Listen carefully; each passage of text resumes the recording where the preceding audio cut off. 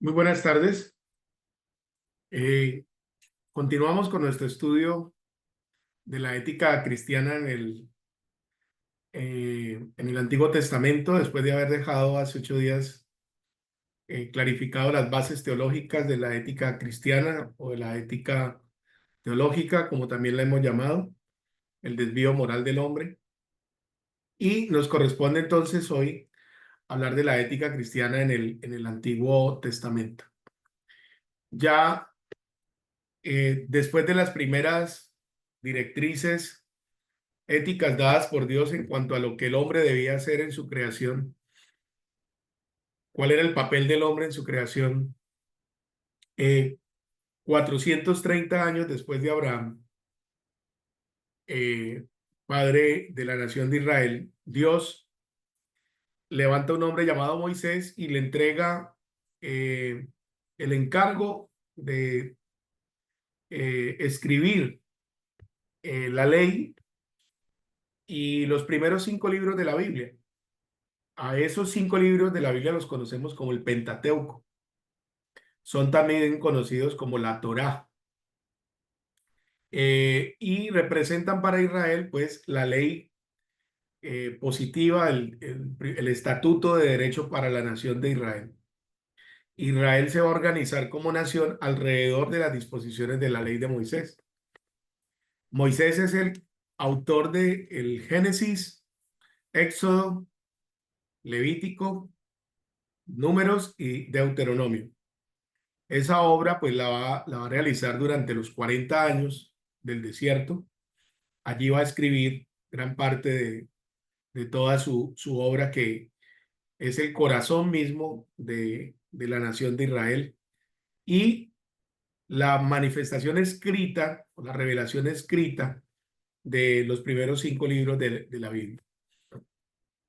Eh, Tendríamos que decir entonces que alrededor de la Torá, como también lo llaman los hebreos, pues la nación de Israel se organiza como un pueblo distinto a todos los demás pueblos de la tierra, como el pueblo de la promesa, a través de la cual Dios traerá al Mesías que salvará a las naciones, el cumplimiento de la promesa hecha a Abraham. Y es la ley y el pacto de la ley firmado allí en el monte Sinaí, con 70 ancianos de Israel en presencia de Moisés, de Aarón, después de haber salido de Egipto, donde Dios le notifica a Israel sus estatutos. Eh, el propósito es que ellos sean una nación de reyes y sacerdotes, un pueblo de gente santa, y los va a distinguir de los demás pueblos de la tierra en cuanto al culto, en cuanto a la organización familiar, en cuanto a la organización de gobierno o del Estado, si se quiere, y también el propósito ejemplarizante para todas las demás naciones, los testigos de Dios al resto de las naciones. Ya hemos superado, digamos, el análisis de estos textos, y tendríamos que decir que el pueblo hebreo pues no tenía una separación entre la ética y independiente del texto religioso o el texto contenido en la Biblia.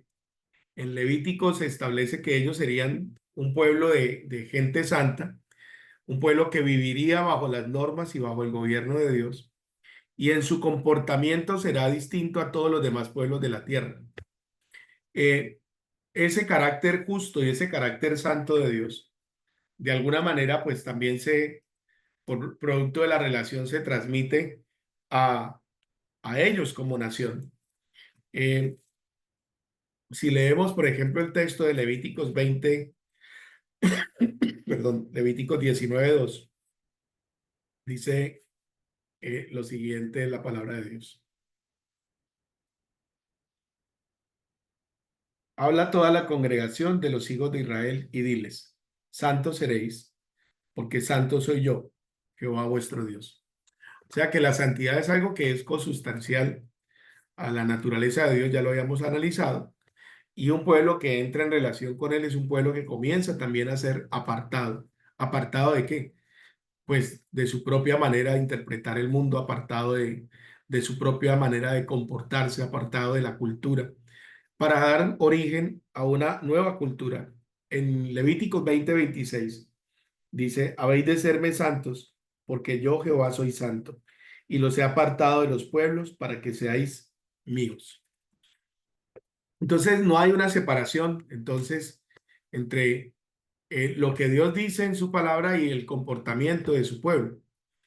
Y ese resumen de la ley pues lo encontramos en los 10 mandamientos, es decir, todos los 10 mandamientos que se encuentran en Éxodo capítulo 20, pues van a ser un resumen de todas las disposiciones de la ley.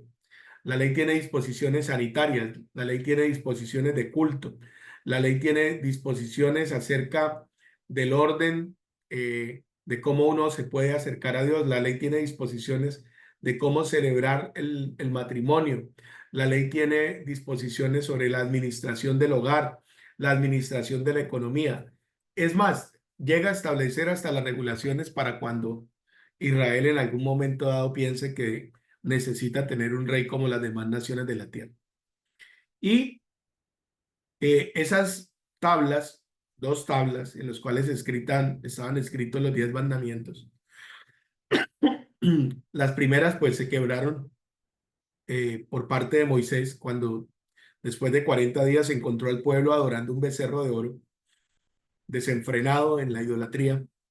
Y en las segundas tablas, en la segunda copia que Dios hace de este libro, pues ellos la traen y Moisés la expone al pueblo y a partir de allí pues ellos establecen ese pacto de vivir para Dios.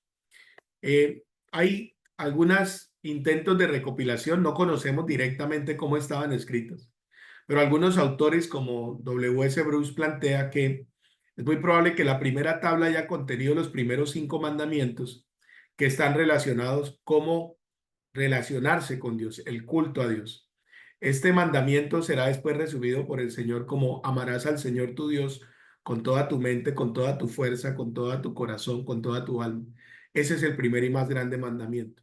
El segundo mandamiento, la segunda tabla que tiene los otros 5 mandamientos, están relacionados cómo el hombre se debe relacionar consigo mismo y con la comunidad, con otros hombres, y también ya teníamos el mandato general de cuidar y de labrar el huerto o la creación para Dios, como mayordomo de la creación. Recordemos esto, el hombre no es el dueño de su propia vida. Nosotros en la Biblia somos poseedores, disfrutamos de la propiedad de Dios, disfrutamos de aquello que Dios nos entrega.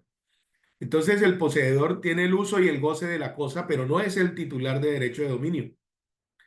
En este caso, Dios nos entrega la posesión de la tierra, nos da en posesión la vida, nos da en posesión los bienes, nos da los dones, habilidades, pero Él es el dueño de todas las cosas. Ya lo hemos repetido varias veces, pero vale la pena hacer énfasis porque ese es el origen de la ética. Si Dios es el dueño, si Dios es el Señor, entonces nosotros debemos consultar a Él qué quiere que nosotros hagamos.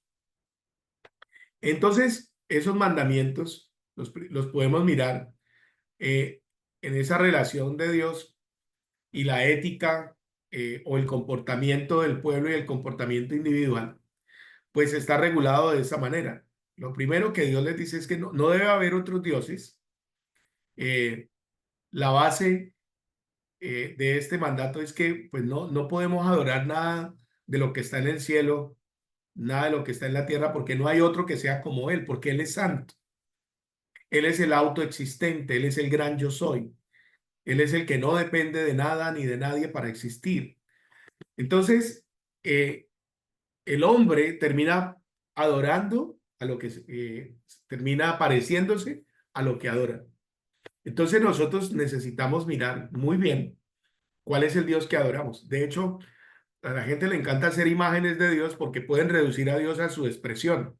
Es decir, este Dios tan grande lo meten como en una cajita y lo traen a su propia expresión. Es un Dios manipulable. Pero el Dios de la Biblia dice, no hay nada, ¿cierto?, en el cielo o en la tierra que se compare conmigo. Entonces, dice, yo soy el Señor tu Dios que te sacó de Egipto de casa de servidumbre. No tendrás dioses ajenos delante de mí. Ese es el primer mandato, ¿no? Así que si su ego es el Dios en lugar de lo que Dios dice, pues ahí hay una idolatría de la cual deberíamos arrepentirnos. Eh, el segundo mandato dice, no te harás imagen de lo que está en el cielo o en la tierra. Hay una tendencia del hombre a adorar lo que ve, a adorar la creación. El libro de Romanos nos dice que el hombre perdió eh, en ese ánimo de resistir la verdad, dice, prefirió darle culto a la creación antes que a Dios. ¿Y por qué? Porque pues Dios es el que sostiene la creación, no es la creación la que sostiene a Dios. Entonces no podemos confundir la creación con Dios. No podemos, si bien es cierto, Dios sostiene todas las cosas, pues no podemos nosotros pretender que el sol, las estrellas, el hombre o cualquier otra creación de la imaginación del hombre, pues sea lo que sostenga la vida. De hecho, las teorías son simplemente un lugar, una forma de reemplazar, muchas de estas teorías humanistas, materialistas, son una manera de reemplazar el culto, de reemplazar realmente de quién dependemos y quién es la autoridad en el universo para determinar aquello que es correcto o incorrecto. Recordemos que culto y cultura pues van de la mano. Lo, el siguiente mandato dice el Señor que no deberemos tomar su nombre en vano. No debemos usar el nombre de Dios como una cosa común, porque Él es santo. Basta ya del tiempo en que decíamos de verdad para Dios o delante de Dios le digo, orar o jurar en el nombre del Señor, cuando la intención es de mentir, la intención es de desdeñar el nombre de Dios, porque el nombre de Dios es santo. Tomar su nombre en vano tiene consecuencias.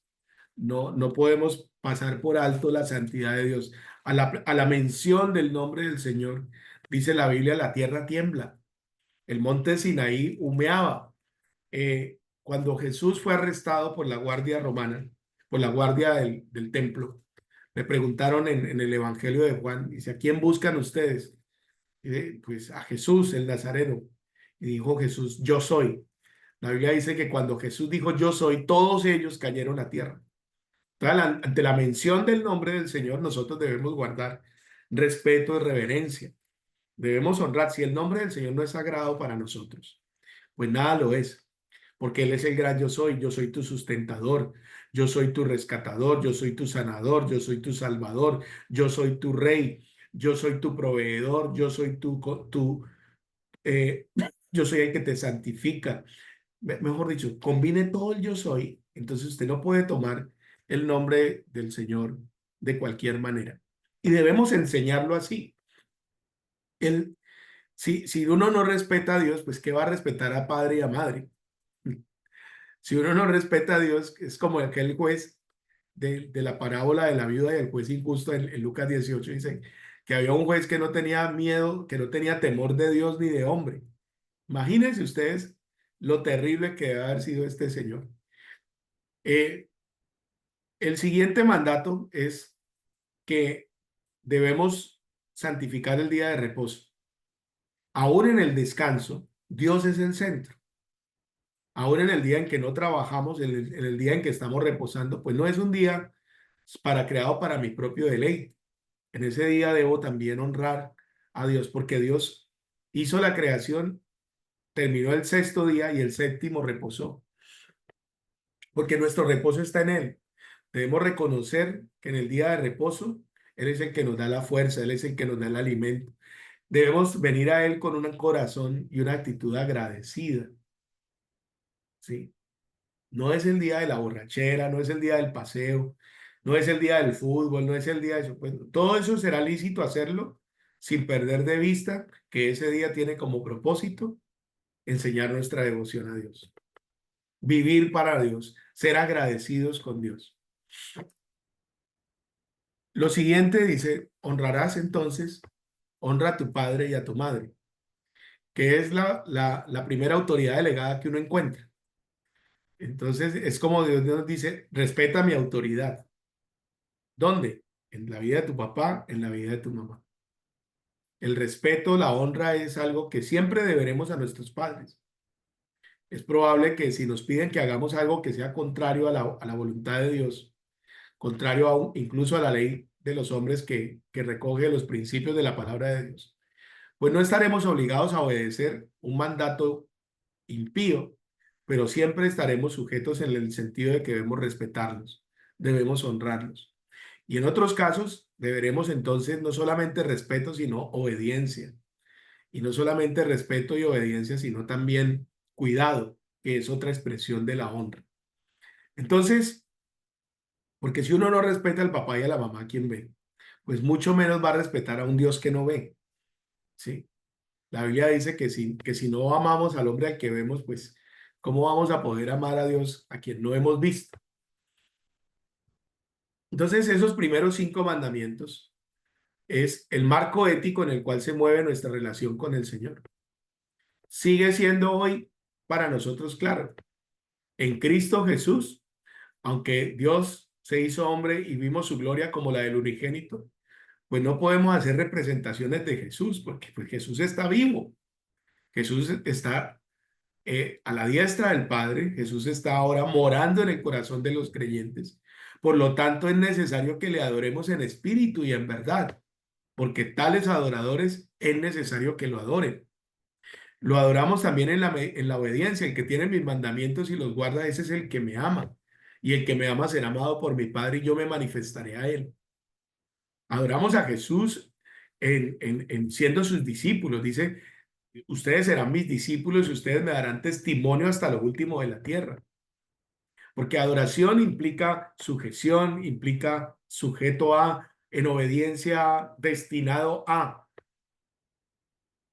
Entonces nosotros, dice, estamos aquí, dice, vayan y den testimonio de mí hasta lo último de la tierra. Ustedes son ahora mis testigos, ¿sí? Uno de los principios de la reforma era soli Deo gloria, ¿sí? Solo a Dios la gloria. Otro de esos principios era solo Cristo, porque Cristo traduce, Él es el Rey ungido, Mesías, Salvador. Él es el Rey ungido y Salvador nuestro. Él es el Señor. Él es nuestro Cristo, Jesús, el Cristo. Entonces, el Espíritu Santo nos lleva a dar testimonio del Hijo. El Hijo ha dado testimonio del Padre. Y no podemos llamar al Hijo de Dios Señor si no es por el Espíritu Santo. Si hay algo espiritual es eso, ¿no? No podemos sustituir a Jesús por cualquier cosa que se nos ocurra. En relación con nuestros semejantes, dice el Señor, no matarás, es decir, no traerás muerte, un respeto por la vida humana. Usted no es el dueño de su vida, ¿sí? Y el Dios que dice que no matarás, pues también regula los casos en los cuales en ejercicio de la autoridad delegada, Dios considera que el hombre debe perder la vida. La primera causa, el pecado. El día que peques, ciertamente morirás. Y por eso murió el Hijo de Dios. Pero hay casos de delitos graves, donde en ejercicio de la administración de justicia, pues los hombres pierden la vida. El no matar significa que de manera indiscriminada y sin sujeción a la voluntad de Dios no podemos quitar la vida del hombre. La vida es patrimonio de Dios. La vida en el útero es patrimonio de Dios, no es órgano ni porción de la madre. Incluso la genética nos dice ya que hay la existencia de un ser humano totalmente independiente en cuanto a la genética, en cuanto a la estructuración de la madre.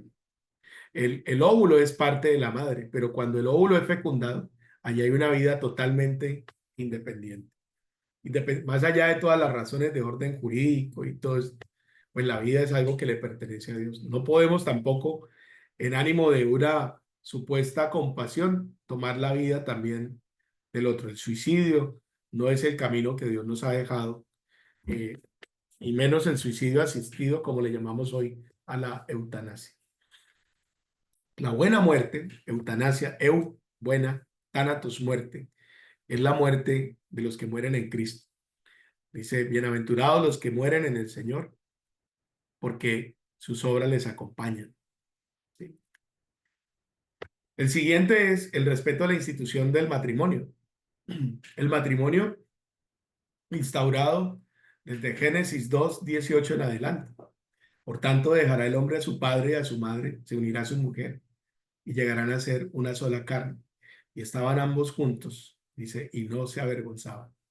No cometer adulterio es el respeto a la fidelidad del cónyuge, el respeto a nuestro compromiso de que somos la imagen y la semejanza de Dios y que la labor del matrimonio, aparte de la recreación, aparte del compañerismo y del pacto entre los cónyuges, pues será también reproducir la imagen y semejanza de Dios para su gloria. No cometerás entonces robo, no hurtarás, que será un respeto a la propiedad del otro. Entonces aquí Dios tiene asignado a cada uno, pues, bienes en los cuales nos da uso y goce de la cosa, nos entra en pleno disfrute de los bienes. Y eso también lo hemos recibido de parte de Dios. No somos nosotros, es decir, no, es que a mí no me tocó, entonces yo voy a tomar lo que le pertenece a otro, no. Sí, a cada uno Dios nos ha dado, sí, parte de su heredad. Él es abundante para con nosotros. Así que el contentamiento es algo que debe acompañarnos a nosotros. Dice, si tenemos vestidos, si tenemos comida, si tenemos abrigo, debemos estar contentos porque esa también es la voluntad de Dios. Debemos respetar también la verdad en nuestro trato con nuestros semejantes. No debemos ni añadir ni quitar, debemos hablar lo justo. Entonces, no hablarás contra tu prójimo falso testimonio. Es un respeto a la verdad, a la dignidad y a la honra de otros. Personas que tal vez no matan, no roban, pero su boca es un sepulcro. Todo lo que sale de ahí no es sino inmundicia. En blasfemias, en insultos, en cosas viles, en cosas terribles, en deshonra, hablando, por ejemplo, injuria, ¿sí? Calumnias. Una de las palabras, uno de los nombres de Satanás es diablo. Y la palabra diablo significa aquel que esparce rumores, aquel que esparce mentiras. Entonces, eh, de hecho, el libro de Levíticos dice que no andaremos, no andará chismeando entre tu pueblo, ¿sí? Respetarás la vida de tu prójimo, yo Jehová. Entonces el Señor asocia el chisme también con el homicidio. Y tiene relación porque podemos también matar el buen nombre de una persona a través de ser descuidados en la forma en que hablamos. Eh,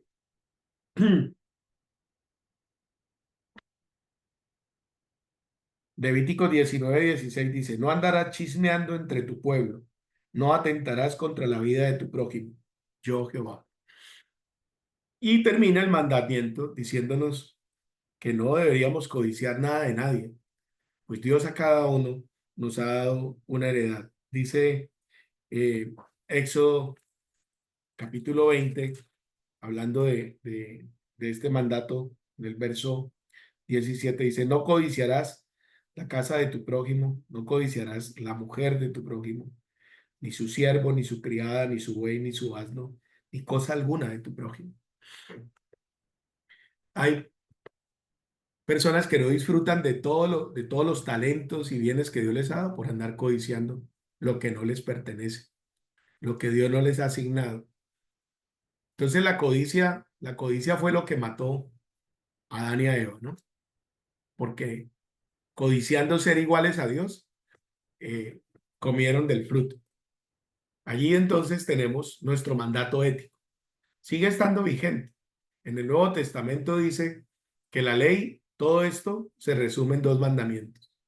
Amarás al Señor tu Dios con toda tu mente, con toda tu alma, con toda tu fuerza. Este es el primer y más grande mandamiento. Y el segundo, similar a este, amarás a tu prójimo como a ti mismo.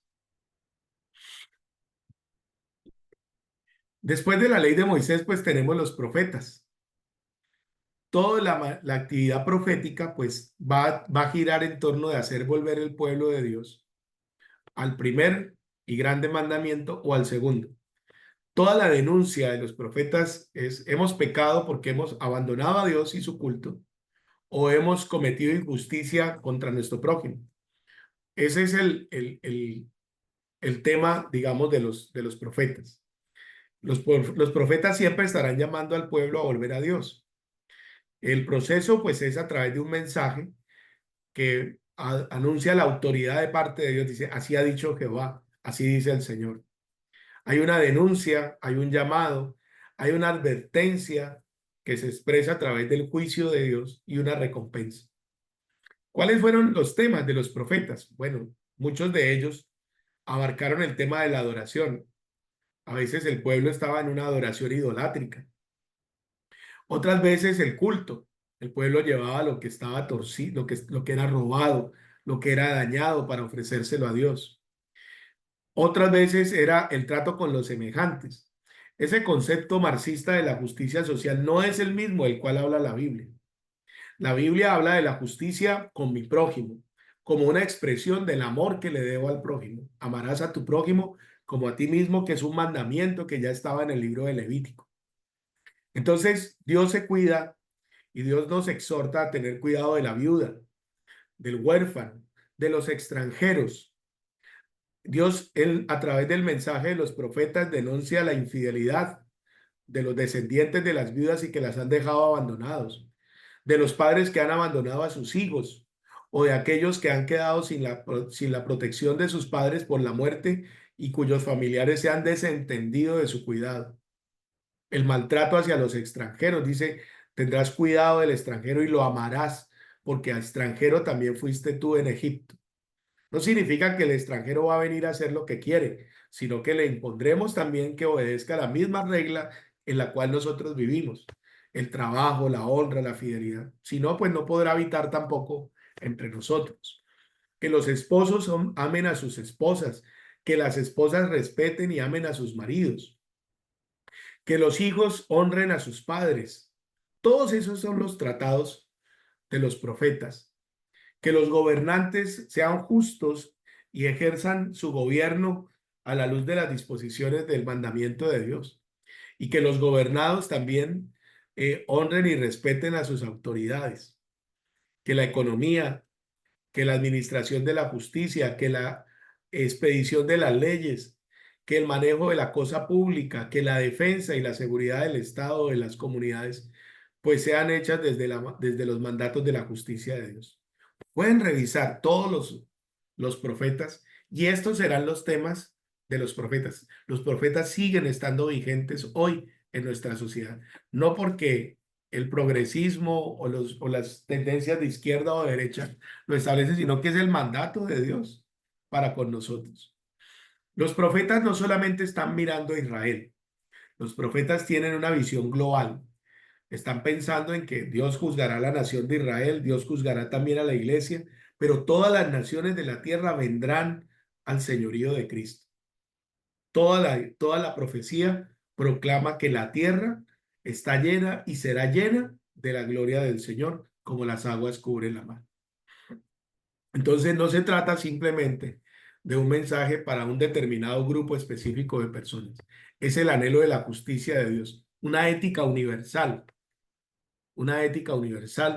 desde el mandato en adoración al Señor. Lean ustedes después el Salmo 2 y mirarán cómo la intención del hombre será despojarse de la autoridad de Dios y de su Cristo, pero cómo el Señor dice que le dará por herencia las naciones de la tierra.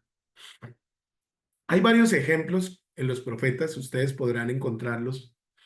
La apostasía, que es un apartamiento de la fe. Eh, y aquí hay algunos textos que les pedí que ustedes leyeran.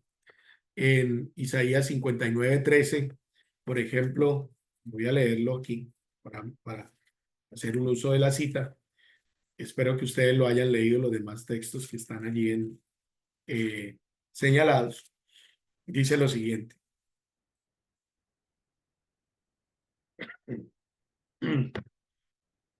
El prevaricar y mentir contra Jehová y el apartarse de en pos de nuestro Dios, el hablar calumnia y rebelión, concebir y proferir de corazón palabras de mentiras, y el derecho se retiró y la justicia se puso lejos, porque la verdad tropezó en la plaza y la equidad no pudo venir, y la verdad fue detenida, y el que se apartó del mal fue puesto en prisión, y lo vio Jehová, y desagradó a sus ojos, porque pereció el derecho.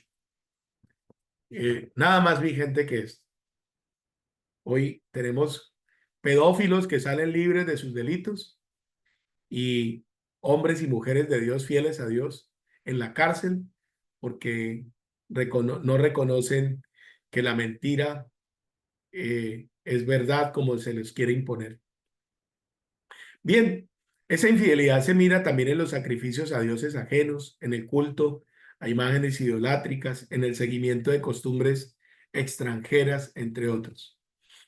También el formalismo religioso es denunciado porque había sacrificios, pero unos sacrificios lejos de la obediencia, lejos de la fidelidad a Dios.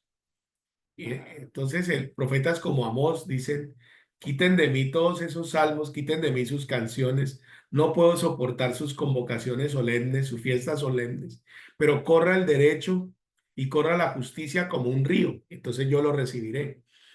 Eh, Otros que están impacientes por ir a seguir comerciando, a abrir el mercado para quitarle a la gente el trigo, quitarle el grano, por cambiar a los pobres por un par de zapatos, eh, son las denuncias de los profetas. Un buen ejercicio en este tiempo en que muchos proclaman un supuesto amor por los pobres. Qué importante que pudiéramos ver desde la perspectiva de la escritura cómo Dios ama verdaderamente. ¿Qué significaría amar al pobre? Sería no robarse el presupuesto público destinado para atender las necesidades de salud, de educación, entre otros. Eh, También una denuncia a los que eh, están más apegados de las formas que de una vida justa. Jesús denunció ese formalismo al decir que muchos buscaban era la alabanza de los hombres y no ser eh, justos para con Dios ni para con los hombres. Dios condena entonces el lujo, la ostentación, eh, la holgazanería, dirigentes que viven solamente para el banquete, para comprar cosas lujosas y andar con los mejores perfumes. No está mal en eso, ¿no? O sea, yo pienso que el problema es a costa de qué, a costa de la vida de la gente, a costa de perder, hacerles perder en el juicio procesos, de no pagarle a la gente, de pagarle al pobre con un par de zapatos, de empeñarle la ropa. Y allí, tanto en Miqueas como en el libro de Amós, el libro de Isaías, se pone incluso el orgullo, la altivez de las mujeres hebreas eh, frente a el sufrimiento del resto del pueblo que padecía en esa necesidad. Eh, Mientras que le quitaban a la gente la túnica de encima, pues buscaban tener almohadas de pluma de ganso para reposar su cabeza. Eh, la injuria, el robo y la explotación contra aquellos que en ejercicio de la riqueza que tenían, pues explotaban al pobre, de el cohecho en la administración de justicia, de la falta de misericordia de unos para con otros en las obligaciones económicas, el cobro de el préstamo de dinero a usura, eh, gobernadores malvados que son como lobos que, eh, que quitan la piel del pueblo de Dios, la codicia, el fraude, la traición, el robo, el adulterio y la mentira aún en las relaciones familiares. Todos esos son temas de la ética del Antiguo Testamento. Dios entonces predice el juicio. Muchos de las sentencias de juicio pues son efectivamente el cautiverio. El juicio viene por la enfermedad, viene también por la destrucción del bienestar y el ser entregados a esclavitud. En todos esos profetas encontramos también el llamado de Dios al arrepentimiento y a la gracia que regenera. Dice, si se vuelven a mí, yo los perdonaré. Si se vuelven a mí, yo diferiré mi juicio y ustedes serán recibidos, porque dice el Señor, compasivo soy. Eh, Son los profetas como Isaías, Ezequiel, los que hablan de un nuevo corazón, de una nueva naturaleza. Son ellos los que se anticipan a decir que será la gracia de Dios lo que cambiará ese corazón de piedra en un corazón de carne. Hasta allí entonces miramos cómo el Antiguo Testamento termina diciendo, por ejemplo, en Malaquías 4:6 dice que el Señor hará volver el corazón de los padres hacia los hijos y el corazón de los hijos hacia los padres, no sea que venga y hiera la tierra con maldición. Nos encontramos entonces ahora con la ética en el Nuevo Testamento. Y allí pues la vamos a encontrar a través de lo que expresan los evangelios, de lo que van a expresar los escritores como Pablo a través de las epístolas y los otros escritores. Y ustedes van a notar un hilo conductor que es similar al anterior. Jesús dice, no he venido para abrogar la ley, sino para cumplirla. Y también nos dice la palabra de Dios en Romanos capítulo 13, lo siguiente. Romanos capítulo 13, verso 8 al 10. Dice, no deban a nadie nada, sino el amarse unos a otros, porque el que ama al prójimo ha cumplido la ley.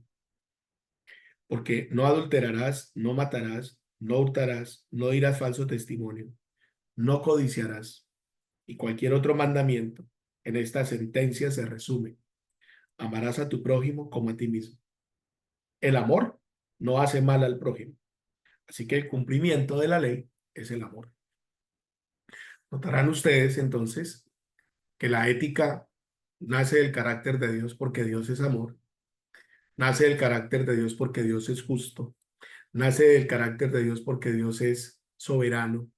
Nace del carácter de Dios porque Él es el eterno, el que sabe, el que conoce completamente eh, cada uno de los aspectos que rigen su creación. Veamos entonces estos elementos de la ética en el Nuevo Testamento. La ética de Jesús es una ética que no se puede explicar por fuera de la relación que tiene con la ley de Moisés. Jesús dice, oísteis que fue dicho, mas yo os digo. No está cambiando Jesús la ley, está cambiando la interpretación que hacían los escribas y los fariseos de la ley de Dios. Jesús denuncia que han colocado los mandamientos de hombre en lugar de los mandamientos de Dios, como lavar los vasos, lavarse las manos, en detrimento de amar al prójimo, en detrimento de honrar y amar a Dios. La ética de Jesús está relacionada también con los profetas, porque es una ética en la cual Jesús nos dice que lo que los profetas hablaron, hablaron de parte de Dios. Por lo tanto, los profetas deben ser tenidos en cuenta, porque ellos hablaron el mandato de Dios. Entonces Jesús cita a Jeremías, cita a Isaías, cita a Daniel, a todos los que los profetas hablaron porque fueron enviados.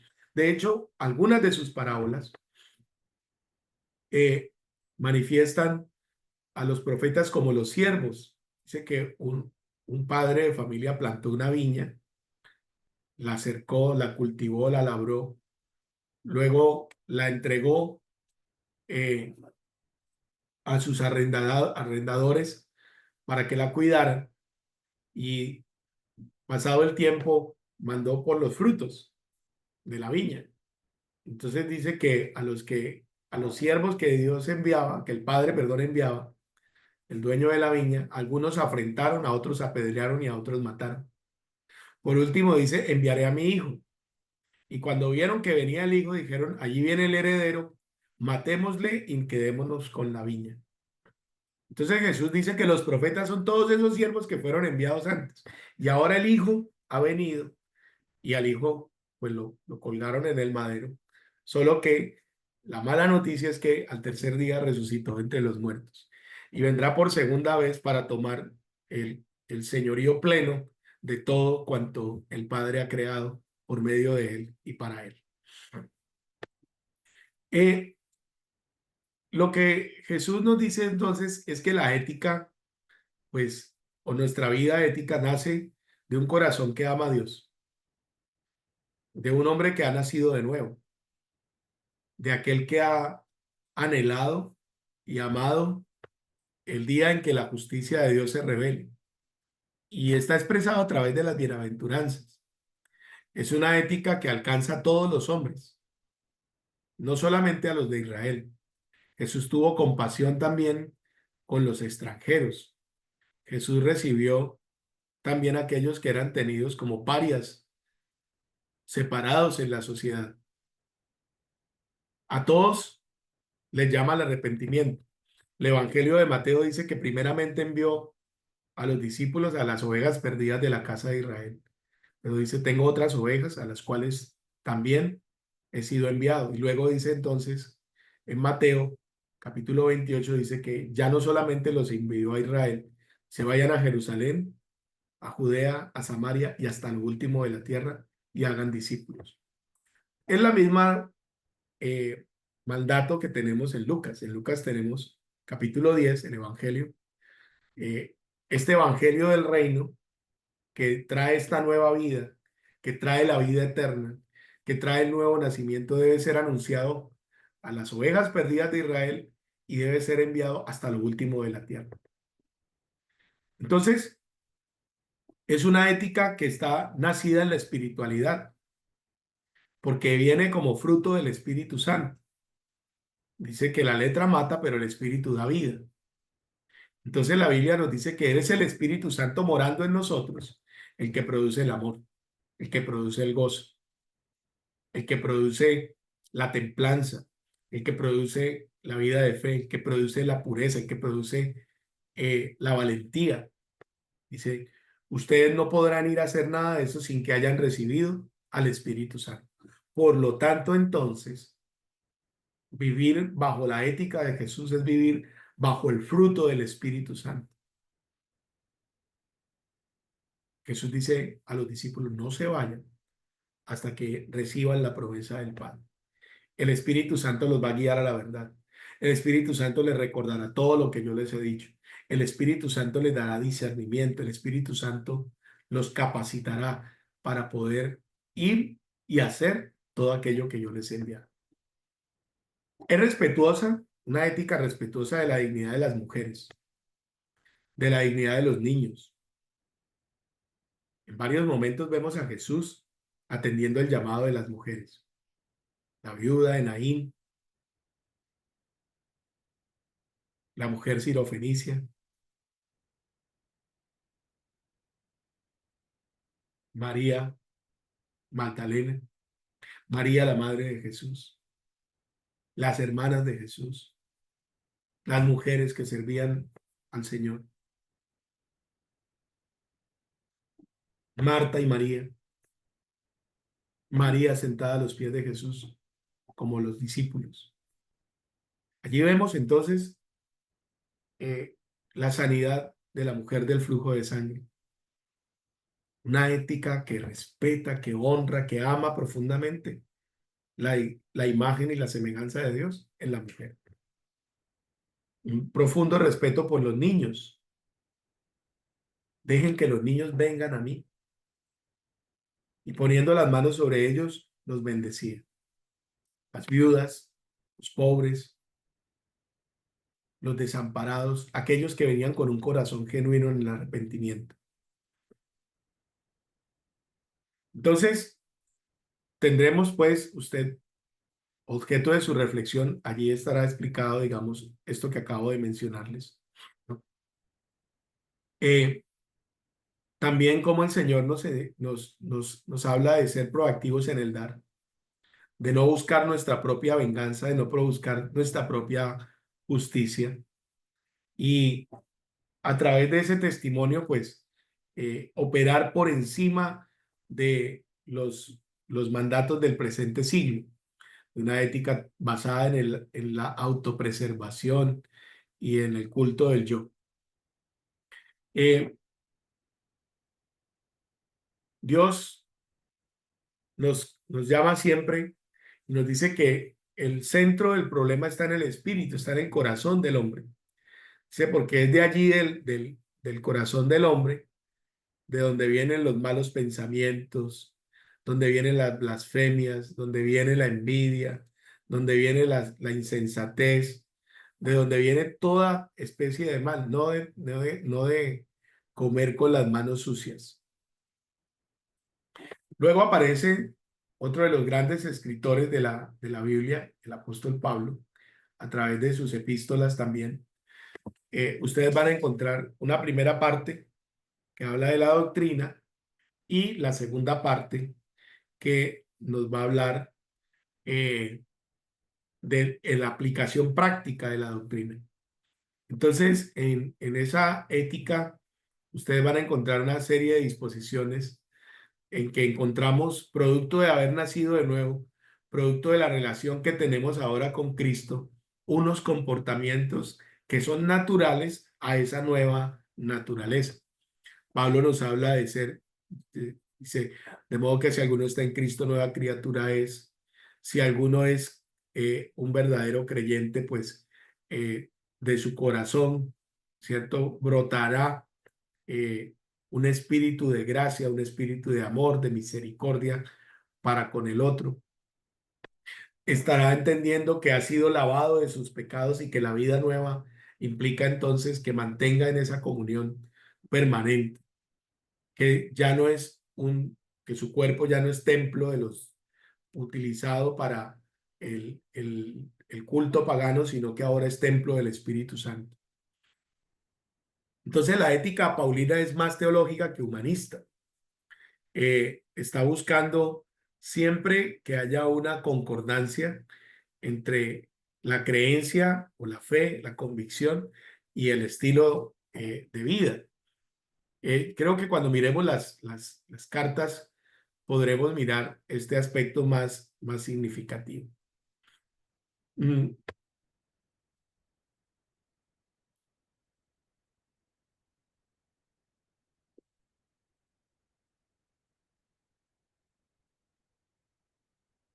Hablemos entonces que en las epístolas ustedes van a encontrar siempre que siempre la motivación del apóstol Pablo será que nosotros complazcamos a Dios, que nosotros podamos honrar a Dios, que podamos ser testigos vivos de esa relación que surge precisamente de esa nueva naturaleza.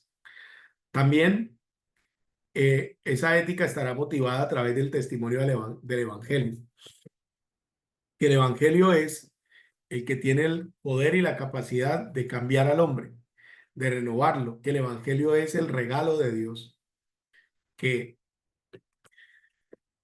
no solamente trae el perdón de los pecados, no solamente trae la vida eterna, sino que también anuncia el reino eterno y el establecimiento de la justicia de Dios, donde no habrá más mal, no habrá más muerte. Ese testimonio del Evangelio implica a que la iglesia debe hablar la verdad, debe ser columna y baluarte, debe dar un testimonio claro de lo que es ser de Cristo. En muchas expresiones, pues la iglesia es puesta como el instrumento que Dios quiere usar para dar a conocer a las potestades, a los hombres no creyentes, pues los misterios de la gloria de Dios que han sido revelados en Jesucristo por medio del Evangelio. También la ética pone la mirada en el tiempo presente, en las acciones, pero también en una recompensa escatológica, en que Cristo viene y como viene, entonces establece una justicia eterna, establece también una recompensa eterna. Y también de esa manera exhorta a aquellos que aún no han obedecido al Evangelio a que lo hagan, porque no hay escape, no hay forma de eludir el justo juicio de Dios en la manifestación de su reino y de su venida. Otro que también nos escribe, pues es Santiago. En la epístola de Santiago encontramos que la enseñanza de Santiago pues tiene elementos teológicos, pero también muy prácticos. Entonces, Santiago gira en torno a aquellos que se dicen judíos, pero han dejado de lado la fe, han dejado de lado el amor, han dejado de lado pues una vida realmente, dice Santiago, dice, es como el hombre que lee la ley y no la obedece, por ejemplo, dice Santiago, es como aquel que va y considera su imagen en un espejo y luego se olvida. Entonces Santiago se parece mucho al estilo de los profetas del Antiguo Testamento. Sin embargo, Santiago glorifica a Cristo en cada una de sus epístolas, ni siquiera osa llamarse hermano del Señor. Entonces, los ejemplos, pues utiliza bastantes del Antiguo Testamento, eh, a diferencia de otros, como Pedro, que también hace referencias, sobre todo, pues al Señor. Eh, Hay casi que una ausencia de referencia a la doctrina, eh, sobre todo en lo que se refiere a Cristo y al Espíritu Santo. Pero a quienes tratan de ver una contradicción en ello, lo que Santiago está preocupado es básicamente de una fe que actúa, ¿sí? Dice, tú crees en Dios, los demonios también creen y tiemblan, ¿sí? Santiago dice, tú crees que Dios es el dador de la ley, bien haces, pero tú que juzgas la ley, ¿no sabes que también vas a ser juzgado por ella? Entonces, sé más bien un hacedor de la palabra, más que un simplemente alguien que recita los textos de la Biblia. ¿Tienes fe? Dice, pues tenla para pedir a Dios sabiduría. No seas como el hombre que va y viene, ¿no? Como la onda del mar. Entonces, el estilo práctico de Santiago, pues nos lleva precisamente a vivir el amor a través de confesarnos las faltas los unos a los otros, a través de orar los unos por los otros, a través de andar en una vida de fe, en la certeza, en la convicción de que Dios nos escucha. Eh, Toda la enseñanza de Santiago, pues las expresa a través del fruto. Eh, Santiago utiliza todos estos elementos para llevarnos a vivir fuera de la codicia, fuera de la injusticia, a ser gente de oración, a ser gente que sometida a prueba de la fe, pues recibirá también el galardón, a tener entonces la libertad como el valor importante en la experiencia de fe, no como ocasión para hacer lo malo, sino para hacer la voluntad de Dios. En una, en una, en una justicia que es espiritual, en una sabiduría que no es humana, sino que proviene de Dios, que es primeramente pura, que es pacífica, que es llena de frutos inestimables. Entonces, allí nosotros encontramos entonces bastantes direcciones en cuanto al trato con las personas en la comunidad cristiana. Dice, ustedes no discriminen a nadie en su forma de actuar. Dice, si llega un rico o si llega un pobre, pues trátenlo como un hermano, pero no hagan distinción. Que podamos ser gente que actúa no con doble ánimo, sino con pureza, con el fruto del Espíritu, que es en toda paz, en toda benignidad, en toda mansedumbre, en toda templanza. Ya hemos tenido oportunidad de analizar estos versículos en clases anteriores. Dice, cuando alguno peca, no diga que es tentado de parte de Dios, sino que allí vemos a un Santiago expresando a la iglesia un comportamiento ético a la altura del amor de Cristo. En las epístolas de Pedro podemos distinguir la base teológica.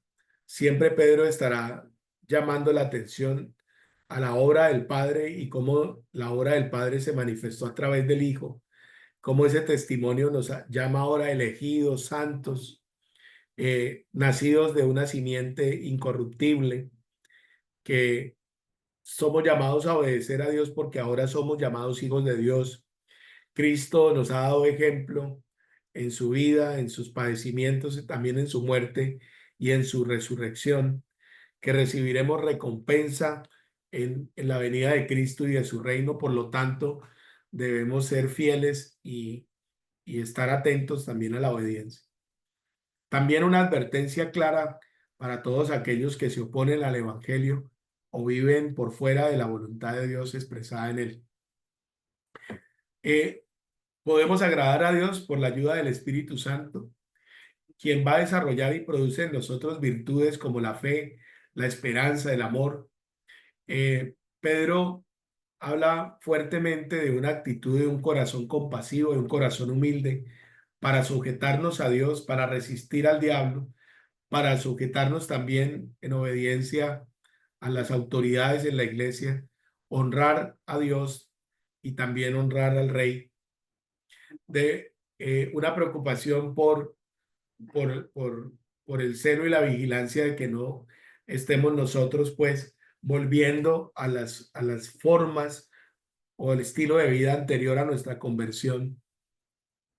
Pedro lo recuerda las palabras de Levítico: sed santos porque yo soy santo, en todos los aspectos de nuestra vida, apartados para Dios, abstenernos de los malos deseos que batallan en nuestra alma, a ser sobrios, a ser generosos, perseverantes, pacientes, que hagamos el bien, que en el matrimonio pues seamos fieles a nuestros cónyuges, que demos honor y respeto a la mujer y también que la mujer honre y respete a su marido, que los siervos obedezcan a los amos, que los hijos estén sujetos a los padres en toda piedad y en toda obediencia, que la autoridad delegada también reciba de parte nuestra oración y aprobación en lo que es conforme a la voluntad de Dios y una oración intercesora por aquello que están haciendo y que conocemos abiertamente que es pecaminoso. En la iglesia todos estamos obligados, los ancianos, en cuidar la iglesia de Dios con ánimo pronto, no como imponiéndose sobre ellos, ni teniendo señorío, ni por ganancia o por dinero, sino con ánimo pronto. Que los jóvenes en un espíritu de sumisión puedan también obedecer no solamente a Dios, sino también a las autoridades en la iglesia, en la familia, en la sociedad, y no ser arrogantes, ser llenos de la gracia de Dios, del Espíritu Santo. También es una ética que condena los vicios. Hay varios listados.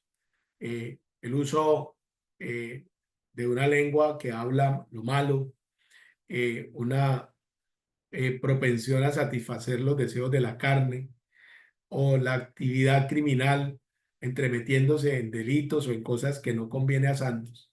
Y en todas ellas, pues, hay una misma condena que encontramos en las otras epístolas. En el Nuevo Testamento, al final, el último libro, nos dice que en Apocalipsis 21, del 1 al 8, dice: vi un cielo nuevo y una tierra nueva, porque el primer cielo y la primera tierra pasaron, y el mar ya no existía más. Y yo, Juan, vi la santa ciudad, la nueva Jerusalén, descender del cielo de Dios, dispuesta como una nueva novia ataviada para su marido. Y oí una gran voz del cielo que decía: he aquí el tabernáculo de Dios con los hombres, y él morará con ellos, y ellos serán su pueblo, y Dios mismo estará con ellos como su Dios. Enjugará Dios toda lágrima de los ojos de ellos, y ya no habrá muerte, ni habrá más llanto, ni clamor, ni dolor, porque las primeras cosas pasaron. Y el que estaba sentado en el trono dijo: he aquí yo hago nuevas todas las cosas.